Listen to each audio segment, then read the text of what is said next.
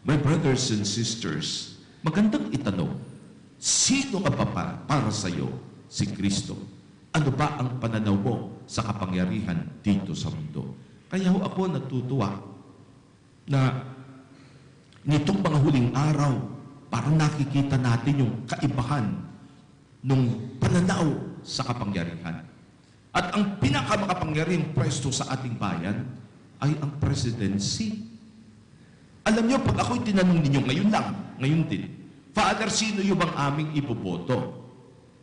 Alam niyo sa akin, hingiin ko itong tatlong bagay na ito. Una, ano ba ang pananaw niya sa presidency? Ito ba'y kapangyarihan dapat makamtan? Ito ba'y kapangyarihan na dapat magiging akin? Ito ba'y kapangyarihang magbibigay sa akin ng sobrang kapangyarihan that I will have power, authority over everybody? Kung ganun lang at hanggang doon lang, yun ang pagkakamali ni Pedro. Ngunit kung ang isang tao bago tignan ang presidential office, sasabi niya, wow, ang laking burden yan. Wow, tungkuling napakabigat. Sandali, ibig sabihin nito magsasakripisyo ako ng aking interest. Ibig sabihin ito'y pwestong dapat igalang, hindi basta pasukan ng isa na hindi handa. Abay, sandali, magdadasal muna ako. Abay, kailangan pag-isipan yan. Dapat kausapin ko ang mga kamag-anak at alamin, kakayanin ba ninyo na sa aking pagsakripisyo? Damay kayo sa pagsasakripisyo ito. If that person sees the presidency that way, as a tungkulin, a burden, something to sacrifice for, at hindi lamang authority, sapagkat ang authority ibibigay lamang upang siya'y makapagsilbi. Yan ang taong aking ilalagay diyan. Bakit? May pag-asa na pwedeng magkaroon ng pagbabago. Mga kapatid, sa practicality, sinasabi ng iba, ang pinakamaganda ngayong pag-isipin, winnability. Yan ang sinasabi, winnability. At pag sinabi nilang winnability, tatlo ang sinasabi nila. Dapat may machinery ka. Pangalawa, may pera ka.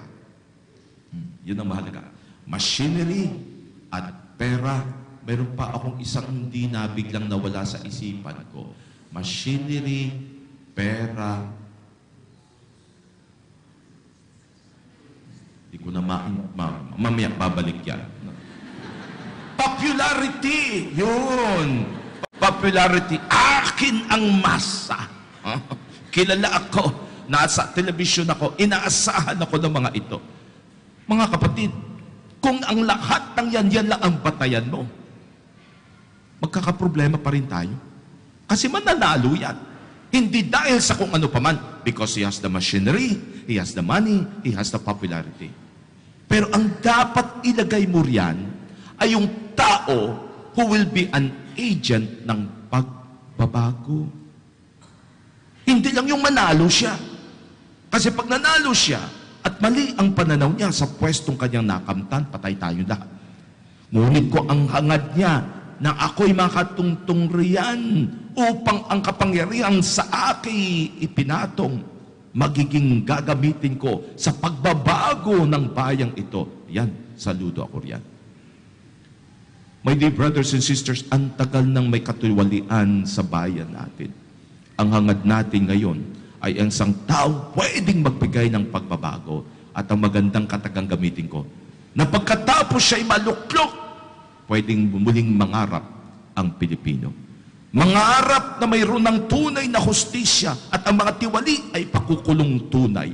Mangarap na ang mga tao'y hindi na aalis sa bayang ito at mag-a-abroad sapagkat magkakaroon ng tunay na trabaho. Mangarap na ang sino bang nasa pagsisilbi ng bayan, tunay na magsisilbi. At hindi yung magiging atat na atat sa kapangyarihan, akin to. Ngunit ayaw namang gampanan ang tungkuling kaakibat ng kapangyarihan. My dear friends, brothers and sisters, all of these will come from knowing sino si Kristo para sa iyo. Kasi kung ang tao'y may takot sa Diyos, kung sa pananaw niya, etong Kristong aking Diyos pala, kahit na may kapangyarihan, hindi inangkin ang kapangyarihan, bagkus inangkin ang kahinaan ng tao. Lamang mapalapit sa atin, lamang tayo kanyang mapagsilbihan. Messiah, the anointed one, the one who has been sent, the one who comes from the Father. Magandang kataga.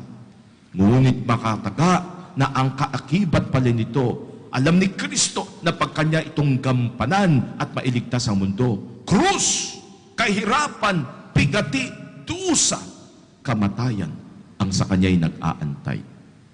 Magandang itanong yan sa mga nais maging presidente. Handa ka bang mamatay para sa bayan?